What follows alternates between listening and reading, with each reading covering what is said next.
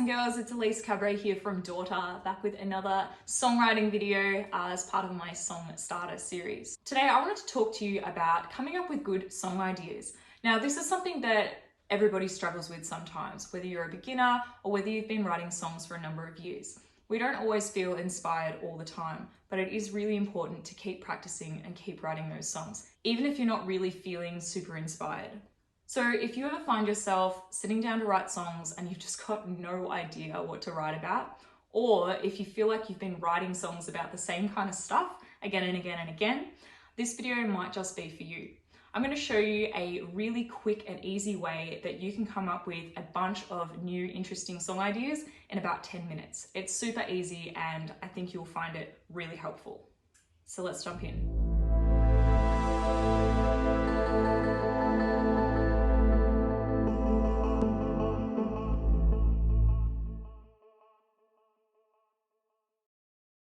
So the first thing I want you to do is open up a word processor, like Microsoft Word or Pages or something like that. You could also do this in Excel. And you want to bring up a table with 4 columns, and we'll go with 10 rows. Okay, 4 columns, 10 rows. And each of those columns, the first one you're going to call place, time, unusual time, and song ideas. For step 2, I want you to come up with a list of places.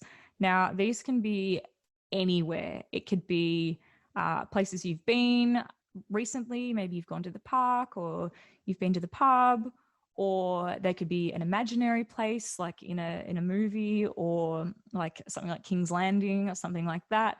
You could use names of cities, places you've traveled or want to travel. It really could be anything. It could be a room in your house. We just want a bunch of different places. And I encourage you to kind of be a bit varied in this, because some things will work really well and other things will probably not work as well. Okay. So come up with 10 different places.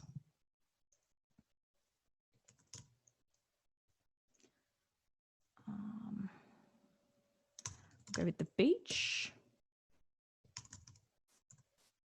Oops. Boyfriend's house. The library. Don't overthink it either. Just whatever comes to your head. The pub.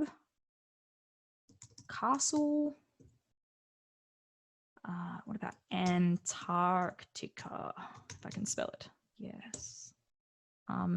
If you get stuck, feel free to use mine as well. I'm sure you'll come up with your own ideas for these. Highway. I was a bit late on the bandwagon, but I just watched Chernobyl, so that might be a cool. Oh, how do you spell that? Chernobyl. Yes, that could be interesting. Okay, so I've got a list of 10 places. Step 3, we're going to do match these places with their time. So for time, it's basically when you think about this place, what time is it? So the most usual time that matches with that place.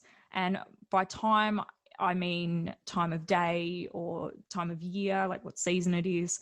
It could be an event, like coronavirus pandemic, or a time period like the medievals, anything that is to do with time. And you'll see what I mean as we go through this list. So when I think of Rome, the time you'd be in Rome, the first thing I think of is on holidays. So during a holiday, we'll go there. The beach, summertime. Summertime. Boyfriend's house. The weekend.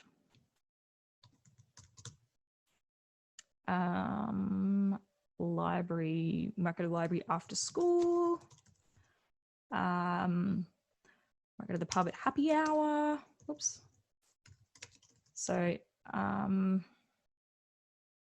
castle. Well, I might go with like the Middle Ages. Is that when they had castles? Something like that. Antarctica. During a snowstorm. Time to be on a highway, peak hour. See, these are just like when I think of this place and the image of that place pops into my head, what time is it? That's all I'm doing. So it's the most common time that's associated with that place.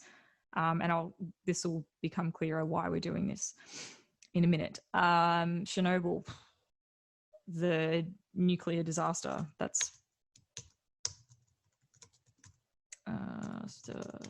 what I think of when I think of Chernobyl. Okay, so that's step 2. Sorry, step 3. Okay, step 4. Step 4, unusual time. Now, this is when things start to get interesting. So we've got a list of the normal times that are associated with these places. Now we know what the normal time is. It's easier to think outside the box. So we're going to match an unusual time with that place. And what this does is it first takes you out of that cliche, and it makes you, it invites questions. It promotes intrigue when you match an unusual time with a place. And you'll see what I mean in a minute. So for Rome, so we've said during a holiday. So what's outside of that? I'm thinking of coronavirus pandemic, the images of Rome when it's deserted. So during coronavirus,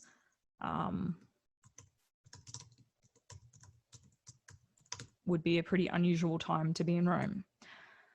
The beach. So we've got summertime. What about wintertime? What's the beach like in winter? Boyfriend's house, the weekend. Now, if I say weekday, it's sort of not that unusual. So when would be unusual? How about when he's not there? Boyfriend's house, you're at your boyfriend's house while he's not there. Okay.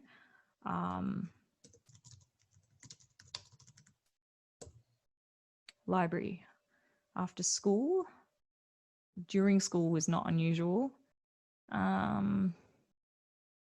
night could be interesting. How about during a school shooting? I'm not sure if it was Columbine or, I don't know, I've heard stories about horrible stories where the library's kind of been turned into a battleground. So that's a pretty unusual time to be at a library.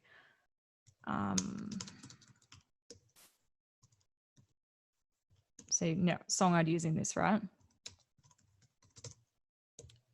Okay, the pub. How about just after closing time? After closing time. Castle. Unusual time to be at a castle. Now, you can be a bit crazy here if you can't really think of anything. Like, I can't really think of anything that seems that unusual. But what if, like, the castle was on fire? Like, you're in a castle during a fire. That's kind of unusual, right? Okay. During a fire. That could be weird. Certainly gets some ideas going. Antarctica during a snowstorm. Antarctica. What about during the, you know what, in Antarctica, it's like night for months. So we'll go with the long night. That would be an unusual time to be in Antarctica. Highway. Peak hour. So what about when the highway's deserted, like 3 a.m.? Why are we on the highway at 3 a.m.? So maybe there's an emergency, maybe, I don't know, maybe you had a fight with your partner and you're out driving just because you wanted to go for a drive in the middle of the night. I don't know. These are all kind of ideas that start popping up when you start matching these unusual pairs together. Last one, Chernobyl. So our time is the nuclear disaster. What about before the nuclear disaster? So that could be interesting. Okay, imagine writing a song about Chernobyl and it's just about normal, everything like normal life and people's families and kids going to school and all that, but it's in Chernobyl and you know what's going to happen. That could be a really interesting perspective to talk about that disaster that probably hasn't been done that much. I don't know.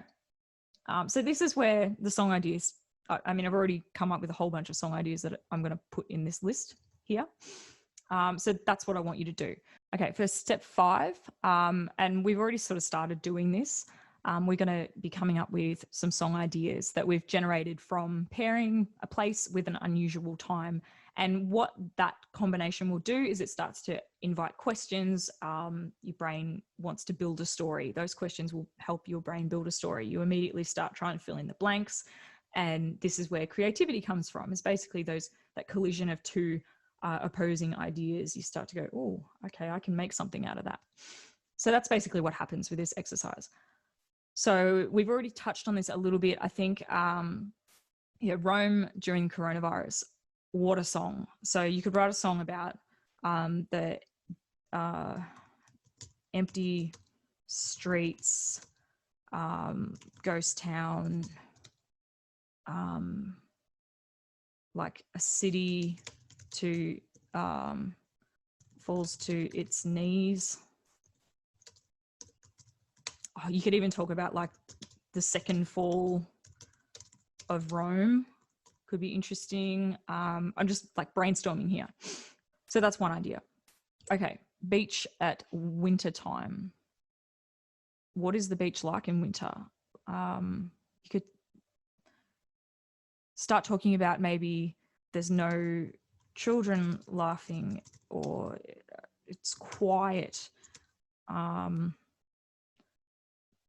of lonely. So this could be a really great way to talk about loneliness through the lens of like this setting of the beach in wintertime where there's no families, no tourists, nothing. It's just the beach is alone. So maybe you could even write a song from the perspective of the beach.